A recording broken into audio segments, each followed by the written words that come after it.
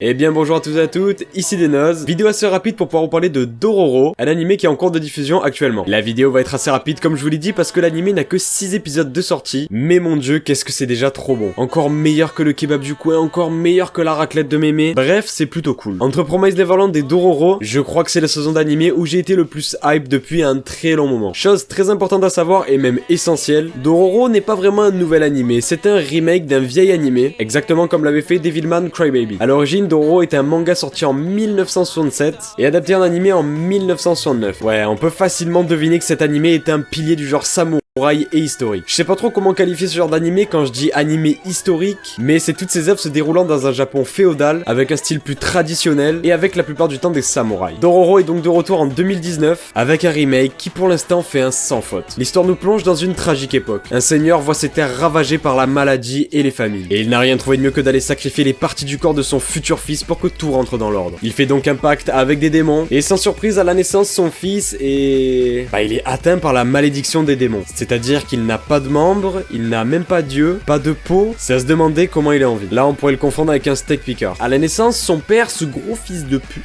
veut le tuer, mais la sage-femme a finalement pitié de lui, et le laisse dériver à travers une barque dans une rivière voisine. Et à peine la barque partie, la grand-mère se fait déchiqueter par un démon. I got a bad feeling about this. Ah, l'ancien temps, une période pleine de surprises. Plus sérieusement, à partir de ce moment-là, on commence à se rendre compte que ce bébé attire les démons. Le petit steak va être ensuite recueilli et soigné par un médecin. Le médecin nomma le bébé Yakimaru et il le munit de prothèses en bois pour qu'il puisse marcher, avoir un visage et qu'il puisse utiliser ses bras. Bon, par contre, pour... vous savez quoi, il est né sans membres, donc il est né sans... Il a rien pu faire. Il a rien pu faire.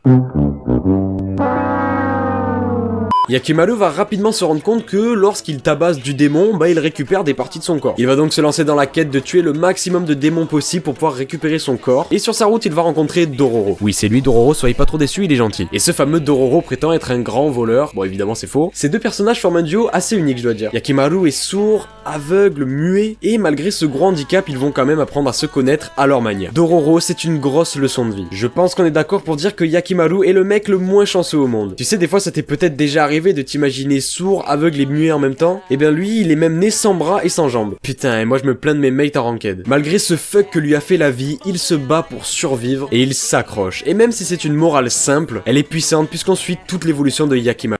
Et puis faut pas croire que tout sera rose. Sans vous spoil quoi que ce soit, laissez-moi vous dire que l'animé est vraiment très sombre, mais malgré toutes ces tragédies, Yakimaru va encore une fois s'accrocher pour vivre. J'enchaîne du coup sur le fait que oui, cet animé est un bon gros seinen des familles, et que c'est pas un animé pour les enfants. Outre le fait que l'animé est vachement violent, oui, on parle quand même d'une période où pour tuer quelqu'un à la guerre, fallait lui découper les membres et lui transpercer le corps avec un katana. Et l'animé il se gêne pas du tout à nous montrer des corps démembrés. Donc mis à part cette violence, certains thèmes et aspects de l'animé sont très durs, et nous mettent face à une réalité que nous, petits Européens, on ne connaîtra sûrement jamais. Les famines, les maladies, les amputations, bref, la guerre et la science qui est très peu avancée, ça fait généralement pas bon ménage. Et pour terminer, je vais quand même vous dire que l'animé est magnifique visuellement parlant. L'animation est très fluide, des petits coups de cœur pour les coups de katana qui infligent leurs dégâts quelques secondes après avoir frappé. Je sais que c'est assez répandu, mais je trouve que dans Dororo, l'effet rend super bien. L'opening est sublime, l'ending également, et il est interprété par Amazalashi, un groupe que personnellement j'adore. Donc, si vous ne les avez pas encore vus, allez me mater ces 6 épisodes de Dororo, et je pense que cet animé est vraiment bien parti pour être un chef-d'œuvre ou un très bon animé. Et voilà, c'est tout pour cette vidéo, j'espère que celle-ci vous aura plu. N'hésitez pas à lâcher un petit like et à vous abonner à la chaîne, ça me fait toujours super plaisir. Sur ce, moi je vais vous laisser en vous souhaitant une bonne journée ou une bonne soirée. C'était Denoz, allez bye bye.